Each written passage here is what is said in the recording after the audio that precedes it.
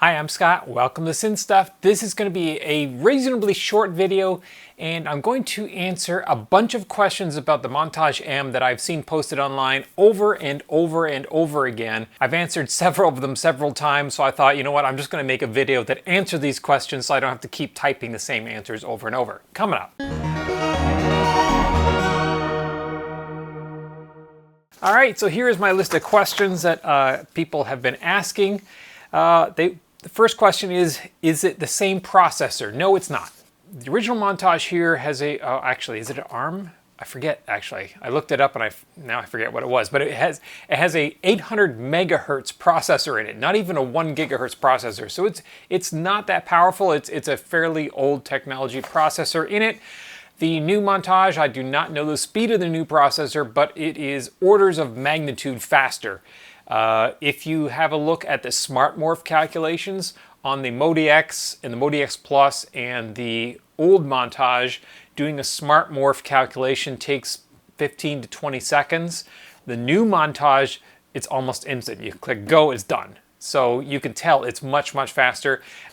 You'll notice that the display speed, the response speed of the display on the new Montage, extremely snappy, where you can get a little bit of lag on the original Montage. But most telling is that they have a software-driven oscilloscope on the new Montage. There is no way the processor on the old Montage or the MIDI X and MIDI X Plus has the horsepower to drive a software-driven oscilloscope in real time like the new Montage does. So much faster processor. The screen, they want to know about the touch screen. Is it the same size? Is it the same resolution? The same technology? Yes, same. Exact same. 7-inch screen, same resolution, WVGA 800 by 480. So exactly the same screen as the old Montage. User libraries. I know this is one that I had been complaining about forever. I really hoped that Yamaha was going to increase the number of user libraries, because the old Montage and the MIDI X only allow you to have 8 user libraries, and I long ago filled up my 8, and I was having to like juggle around using my lost tools to combine libraries to get them to fit in there, and I had lots of memory left, but no more library slots. So yes, the new Montage, they answered my prayers, now has 16 user library slots instead of just 8. Thank you, Yamaha. Obviously, the new Montage M8x has Polyphonic Aftertouch. The M7 and the M6 do not. So the question is, if I have something like a Hydrosynth, which is underneath that cover back there, that sends Polyphonic Aftertouch, will the M7 and the M6 Montage receive that Poly Aftertouch over MIDI and react and play, polyphonic patches? The answer is yes. The new Montage M will receive and play Polyphonic Aftertouch patches as if you had a polyphonic keybed on your Montage. So maybe you don't want hammer action synth, you want a synth action synth like the M7 or the M6, but you do want Polyphonic Aftertouch. Your option is to buy yourself a Hydrosynth like I have right back here and use its keybed MIDI'd to the Montage, and then you'll be able to play patches with Polyphonic Aftertouch. All right, this question I have seen over and over and over again. I've answered it a couple of times. It's going to get a little bit technical to explain what's going on, but the question is, why has Yamaha limited the polyphony on the new Montage M to 128 on factory presets and 128 on user presets? Why not just combine them? Okay, so this goes to the internal architecture, the physical architecture of the Montage. If we look at the original Montage, it has 2 SWP70 chips. They're called the tone generator chips. They're I don't think they're FPGA. I think they're ASIC chips that do all the heavy lifting in terms of the FMX, the wave generator. So they basically make the sound. They are the heart of the synthesizer. Each of those chips has the ability to directly address 4 gigabytes of NVRAM.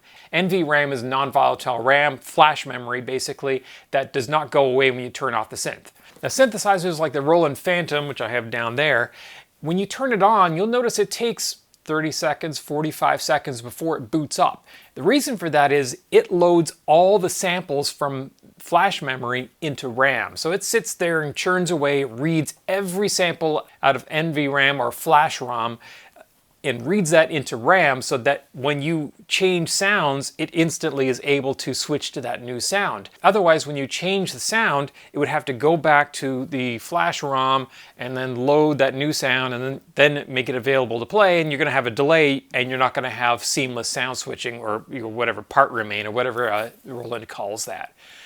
And the reason for that is because they're using inexpensive flash ROM that is accessed through almost like a serial port.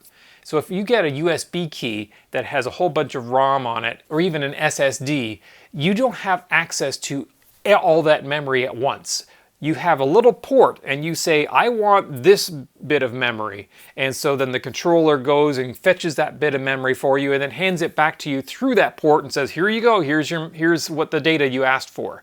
And then you say, okay, well, now I've got that block. I need this block of memory. So you send a request back through the port, and then the drive or the chip or whatever says, okay, I'll look it up, finds it for you, brings it back, sends it back through the port, and gives it to you. So it's not that fast. I mean, it can be quick, but it's not instant. And it requires a lot of extra circuitry because you have this port, you have to have drivers for to interface to the port, the actual drive itself or the chips have to have all the logic that takes care of that. It makes it less expensive for the actual storage itself because it doesn't have to be openly accessible. It's accessed more like a hard drive. That's not how Yamaha did it. Yamaha, the SWP chips directly address that ROM. When you turn it on, it's not loading the contents of the ROM into RAM like the Phantom does. It just turns it on and it's there. The chips can directly see it. So when you are on one performance and you switch to the next performance, it just starts looking at a different section of that memory and starts using that data instantly. So that's a fundamental difference, and it's why the Montage turns on and starts up much quicker than the Phantom, and it's also how they can get away with not having duplicate amounts of RAM for all the flash storage. Now, the flash storage on the original Montage and the MIDI X was 4 gigabytes of flash storage, or non-volatile storage. It was connected to one SWP70 chip because the SWP70 chip can only address 4 gigabytes of memory. It's a limitation of the chip. The factory presets are stored compressed. It's a lossless compression, and it gives them about 2.5 times compression. And I wrote down the numbers here because I'm not going to remember it. So the old Montage had 4 gigabytes of memory. 1.75 of that is stored as user memory, and user memory is not compressed. So 1.75 gigabytes, that means if you have samples that are WAV files of 1.75 gigabytes, that's all you're going to be able to store. We have 2.25 gigabytes of factory presets in here. Because that's stored with lossless compression, we multiplied that by 2.55 relatively. We get 5 gigabytes, which is about how much in terms of factory samples we have in the original Montage. All right, so the new Montage has those same 2 SWP70 chips, but each of those chips addresses its own 4 gigabytes of memory. So they have 2 sets of 4 gigabyte memory. Originally on the old Montage, the second SWP70 chip was slaved to the first one, the master chip, which had the memory access. And the second SWP70 chip, I believe, was used only for FMX, if I'm not mistaken. So the first chip was AWM2, second chip was FMX. Now we have the new Montage where both chips have their own 4 gigabytes of memory space. One of those chips has memory that is just the factory presets. So we have, in that 4 gigabytes of memory space, we have the factory presets loaded. And in 4 gigabytes of flash times 2.55 gives us 9.9, so 10 gigabytes, which is what they advertise as in terms of factory samples stored in the Montage. And then the other chip has another 4 gigabytes of memory space with overhead that brings us down to about 3.8. which is what they advertise as the user memory. So because each chip can only see its own memory space, that means each chip can only produce sounds from its own memory space. So the first chip, which has 128 voice polyphony, that's what the limit is for the SWP70 chip, it has 128 voices of factory sounds from its own memory, and then the other chip, the second chip, has 128 voices of user sounds from its own memory. And the two cannot mix together. You can't say I want 200 of factory presets and less of user memory, because they can't share that memory. So that's where that limitation comes from. I see a lot of people online saying, that's stupid, why are they doing that? Well, it's a physical limitation of the architecture. Okay, weight. I see a lot of people saying, oh, the new graded hammer action on the new Montage, it must be a lot heavier. What's the weight of the new Montage? Well, actually, the new Montage M8X is lighter than the original Montage 8. I've had numbers down here. The original Montage 8 was 64 pounds. The new M8X is 62 pounds. However, this Montage 7 is 37 pounds, the new M7 is 39, and the original Montage 6 was 33, the new Montage M6 is 34 pounds, so a little bit of difference. A huge number of people are asking, will there be a Montage 6X and a Montage 7X with a Polyphonic Aftertouch key bed? Nobody knows. Well, there are people that know, but they're not saying. My guess is that probably there will be one day, but the M8X has a brand new key bed on it that has no physical contacts. It uses electromagnetic sensors, much like the old Ensoniq key beds that had Polyphonic Aftertouch. And that's the technology that Yamaha chose to use on its M8X. They will have to redesign the FSX key bed, which is the same one, actually the same key bed that's on the Montage 6 and 7 is on the Montage M6 and M7, exact same key bed. So it uses physical contacts. They will have to redesign and make an entire new key bed for that to happen. Will it happen? Probably. In a few years they'll bring out the Montage 6 and 7X, and everybody will be, all the people that bought the M6 and M7 will be complaining and crying in their beer. I see quite a few people saying, hey, they didn't talk about a sequencer. Is there a track sequencer on it? Well, Montage has always had a sequencer, and I see a lot of complaints about the sequencer on the Montage. The thing is that people say sequencer and they think, oh, it's a Roland, the TR Rec sequencer, because that's easy to comprehend. All you got to do is you have steps and you can put in different steps and it plays the same loop over and over, and that's what they want as a terms of a sequencer. Whereas the sequencer in the Montage and the MODX is just absolutely so far advanced beyond that. I think the problem is that people have trouble comprehending how it works and understanding it, and so they say, oh, it's no good. Well, in fact, it's incredibly capable. It's almost a DAW in a box. You can go in, you have 16 tracks, each one attached to a different part. So it's 16-part multi-timbral. You have a tempo track, just like in Cubase or many DAWs, where you can alter the tempo throughout the track. You have a scene track, so you can actually have it changing scenes throughout. So you could literally use it as an arranger. You can put an entire song in there, changing scenes and slowing down and speeding up and having different sounds come in and out. So it's incredibly complex. You can go in and edit. The quantized resolution is so high that you can basically play it in real time, but you can go in and quantize it afterwards. It really is a DAW in a box. You can go in and make recordings, punch in and out, edit tracks, almost everything you can do in a modern DAW in terms of MIDI recording and editing, you can do on the Montage and the MODX. And the Montage M has the exact same sequencer in it. It has not been changed. I saw somebody say that, hey, I read that you could record onto a USB stick. Is that true? And yes, it is. You can plug a USB stick in there. If you have WAV files on there, you can play them back on your Montage. That's a capability of the existing Montage and MODX. You can also plug one in there and just hit record, and it will take the audio output and stream it as a WAV file onto a USB stick. And now we're going to talk about MIDI. There are significant MIDI changes in the new Montage M.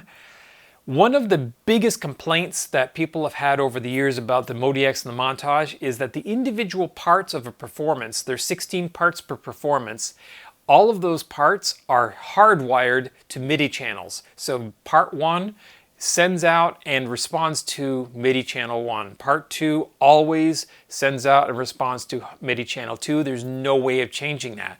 The problem comes when you have maybe a second keyboard, and you can set this one up to play on MIDI channel 1. Most MIDI controllers only send data on a single MIDI channel.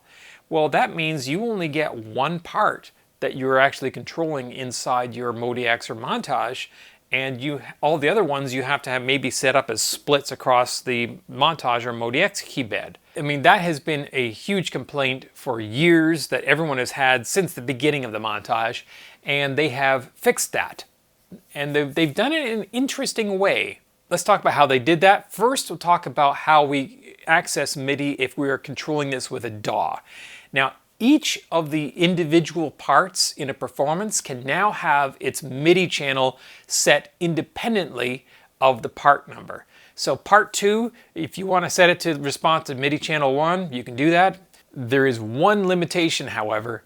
That only works if you have the keyboard control for those parts turned off, which means when you are playing on the keybed, it is not sending data to those parts. It is going to respond only to MIDI.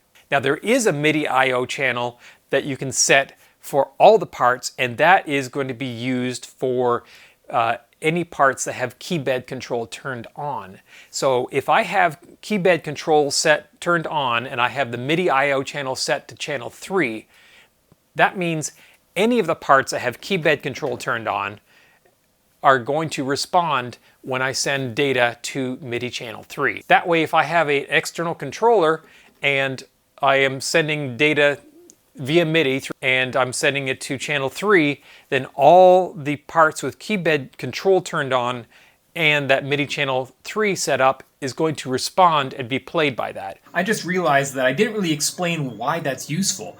On the original Montage, you could have multi-part performances where, for instance, the CFX piano, you might have 4 different parts and you'd have different parts of the sound. This part is if you play softly, this is if you play loudly. Part 4 might be the hammer action sounds.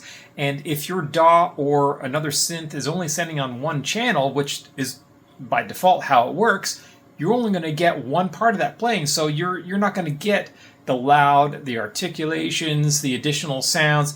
You aren't going to be able to activate all 4 of those parts that make up that performance. So now that you can actually link those together and have them all respond to that same one MIDI channel, that means that that problem is alleviated. The other way this will work is if you plug a MIDI controller directly into the USB port on the back of the Montage. The USB port is class compliant, so you can plug a controller directly into it, and when you do that, MIDI works just a little bit differently. So if we have a part set up, let's say we set up part 6 and it's set to receive data on MIDI channel 9. If I have my keybed, my external keybed set to transmit to channel 9, it will then play on that part with channel that's set up to receive channel 9. Let's say I have 3 or 4 parts with keybed control turned on, and those parts are set up to receive on channels 1, 2, 3, and 4. That means if I have my external controller send on any of those MIDI channels, 1, 2, 3, or 4, then it will be received and actuate all of those parts that have the keybed control turned on. So if I have 1, 2, 3, and 4, and my controller is setting on channel 1, it will actually actuate all of 4 of those parts, 1, 2, 3, and 4, even though 2, 3, and 4 have different MIDI channels that are being sent by the external controller. That's a change, because remember originally, it would only play the single part, part 1, because that was the MIDI channel. But now it will actually play all 4 of those parts, or however many you have set up with a keyboard control turned on. And in that case, the MIDI I/O channel is just ignored. And that's it. I hope that was of some use, some information to you. If you have other questions, hey, leave them in the comments section below and I'll do my best to answer them. If you have other suggestions, corrections especially, let me know. And if you like this video, want to see more like it, hey, click like and subscribe to the channel. I really appreciate it. Thanks for watching.